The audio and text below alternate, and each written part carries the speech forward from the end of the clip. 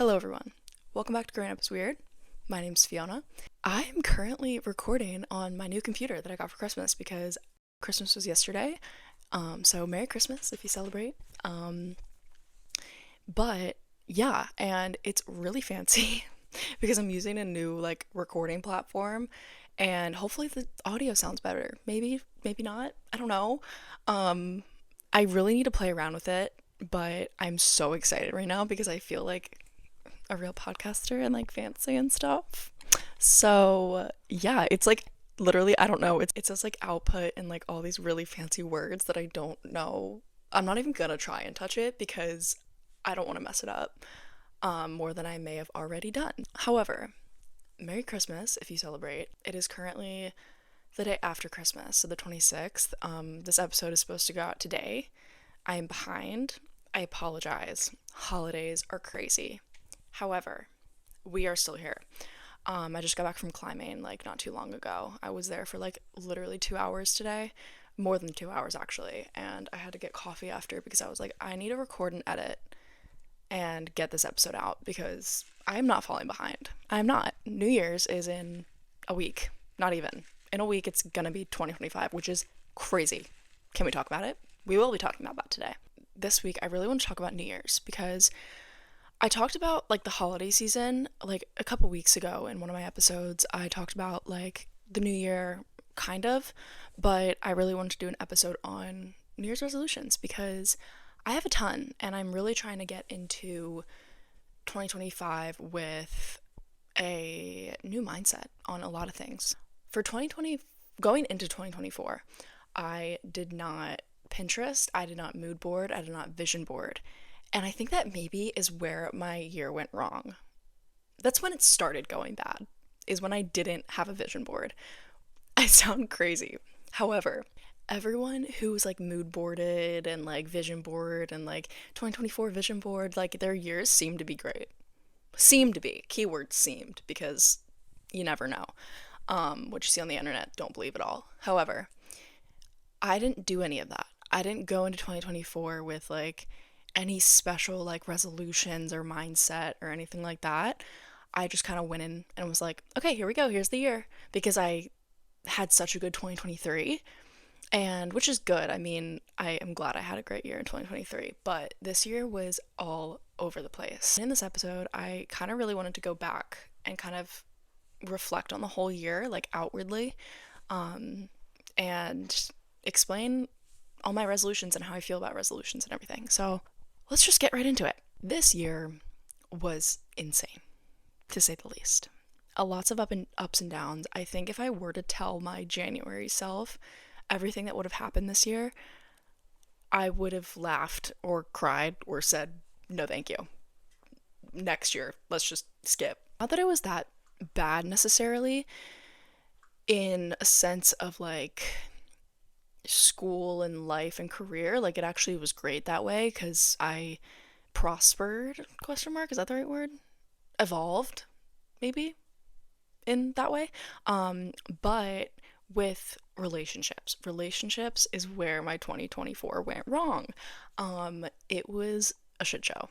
And that is something that in 2025 I want to not let have so much control over my life, because I think I have let relationships take control of my life, in a romantic sense. I have allowed other people's actions and the way people act and my relationship at the moment control how I was feeling and control my life, which is so bad. And I'm realizing that, and I am not letting that happen in 2025. I am doing everything for me.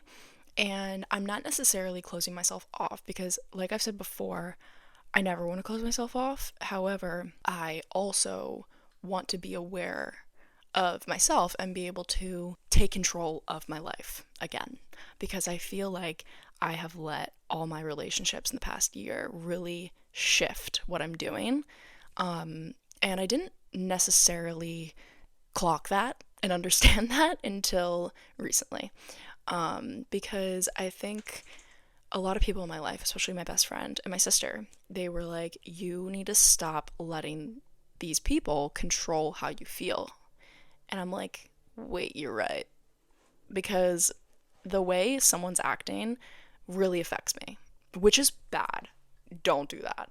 Um, because, I am very much a relationship person. I care so much about the relationships that I'm in, platonic and romantic and everything. And I've let that part of me like overcome everything else. And I really think that I need to just step back and like nurture the relationships I have now instead of always looking for something and, letting the new thing control my life. So, that is kind of my biggest thing that I'm trying to shift this year. Another thing is I've realized that you can have motivation to do more, but the discipline is what's more important. And I'll explain. But I have realized that I have the motivation to go to New York, get a job in social media, do modeling, do all these things, but how I'm actually achieving those things is where the discipline comes in. Because you can want to do all these crazy cool things, but actually getting yourself every day to get up and work towards those goals is what's going to actually make them happen. Because motivation's the first step. Motivation is the step of, okay, this is what I want to do, and I'm actually feeling like I need to do it. But then you actually have to do it, because motivation isn't always going to be there. Some days you're not going to be motivated. You're not going to be motivated to get out of bed some days and go work on something that you've been working on. And you're going to be tired and you're not going to have the motivation to do it. But you got to have the discipline to be like, you know what? No, even though I'm not motivated today, I'm going to get up and go and do that. And also with that comes consistency. So staying consistent in what you're doing and constantly having the discipline and the motivation, if you can, to work towards those things. And I think the new year also is not the only time that you can do all these things and have New Year's resolutions and change yourself and better yourself. I mean, I said this before, but you can do that whenever, and you should be doing that. Like, if you want to have an upgrade in the middle of April, do it. You don't have to wait until the new year. Like, if you need that extra level of like a push to be like, okay, new year, new me, great. But if you're constantly waiting for the new year to be like, okay, no, like I'm gonna like, this year's just not my year. Like, it's fine. Like, do better next year. Like, no, do it now. Do better now. Like, why are you waiting? You never know what could happen tomorrow, the next day, next week, next month, next year. You don't know what could happen. So do it now. The only thing holding you back is yourself and your current situation. And when you take control of your life and your mindset and what you're doing, your whole world shifts. I'm kind of speaking like for myself, to myself, but also for everyone else. I'm like giving myself the only advice that I need to take because, again, I am always so like, okay, I'm like trying to have a good mindset. I'm trying to like change. I'm trying to like, focus on myself, do things for myself. But then I always fall back into old habits, which is normal. It's like normal to like get in the routine of having a certain mindset of doing certain things and all that. Like, it takes, like I said, discipline, but this is kind of like advice for myself. Okay, I literally chose the worst time to record because my parents are like running around in the kitchen. Like, my mom just got home from the grocery store and my dad's gonna try and make dinner and my dog is playing with her toy and coming in and out of my room. So I actually chose the worst time to record because I have had to stop and start this recording 1,012 times. However, as I was saying, New Year is not the only time that you have to, or that you can, like, change yourself. Not change yourself, but, like, better yourself. Because you can do it whenever, and you should be doing it whenever you feel like you need to. And I think saving, like, bettering yourself for the New Year's, it's like you're kind of just wasting that time. Especially if it's, like, November and you're like, you know what, like, whatever, like, just a month left, and then I'll, like, make a change. When it's like, no, like, do it now. Like, do it now. Okay, so I told myself that in the new year, I really wanted to start reading more. And I got a poetry book a couple weeks ago, and I've been reading it. like a couple times a week or not every day. And I told myself, I'm like, I want to start reading more. And I know people can say, like, oh my God, poetry's not reading. There's like three words on every page. But like, still, taking the time to sit and have that quiet time and read, like, that is what I'm trying to achieve. And also just like drinking tea with it and, having more calmness because I think that there's always so much chaos happening, good and bad in my life, and I need to take more time to like sit and have peace and calmness and really just sit with myself because that is something that I haven't really been good at in the past, is sitting with myself in silence and not having something happening because I feel like I always need to be working. And I've said this before, I always need to be working, always need to be moving, always need to be thinking about the next thing that I'm doing or the place that I'm going or things that whatever. My brain is always just running. And I think I need to take more time to relax and take more time to rest. That is something that I'm really trying to do in the next year. And that is something that, people might say, like, oh, that's easy. Like, you don't have to do anything. Like, just stop working. When it's like, for me, that's where my discipline comes in. Because I say I want to take more time for myself and, be alone and not have anyone. But then it's the discipline of actually doing that and actually sticking by working on myself for myself and having that peace and quiet time and reading. Like, it's actually doing it because, like, I can have the book in front of me and I can have my phone right next to it and I can choose to go on my phone and not my book because no one's holding a gun to my head saying you have to read or else. But it's choosing to read the book rather than going on my phone. You know what I mean? So, and also with that, something that's hard is I can't really ever not be on a device because that's my life. My life is on my computer, on my iPad, on my phone, working, doing something in the digital space, or making a TikTok, or making an Instagram post. Like, that is my life, and staying up to date on the trends as well. So, therefore, it is really hard to not be doing that. And I really want to try and be more intentional with when I'm on my phone and on my screens. And I already kind of do that, but I've been getting into a habit of scrolling a lot. And that also could be just because I'm home and I don't have school stuff to do. Because when I'm at school, like, I don't scroll really ever, especially on TikTok. I like don't really scroll a lot on TikTok, but like I've been scrolling so much and I need to stop.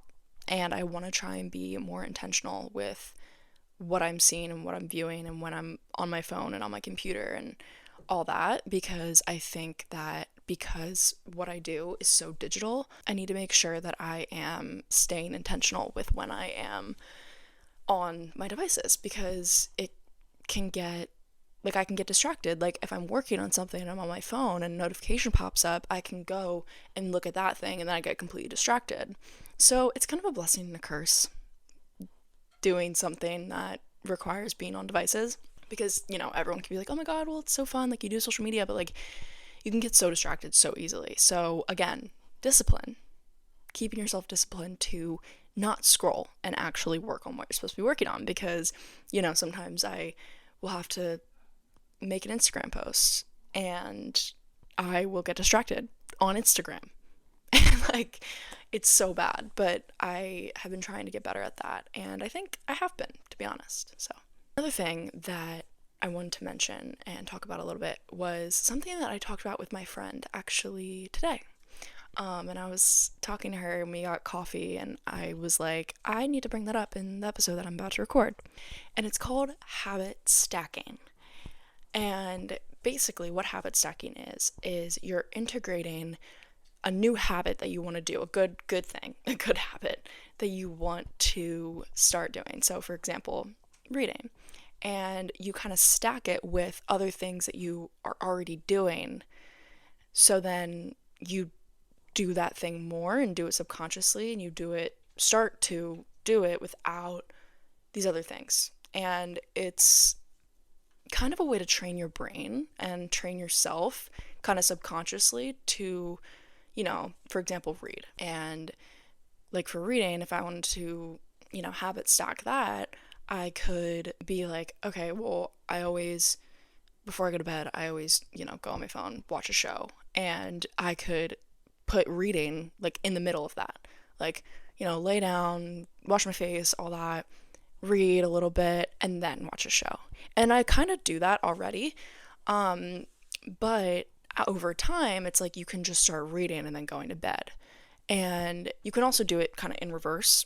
Like, what was that move I little did? Like, in reverse. Like, use it to take away something. So, in that example of I want to not be on my phone right before I go to bed because it'll probably help me sleep better, I can use reading and then doing that to kind of take away going on my phone before bed. So then eventually I'll just read and then go to bed because, that's the goal.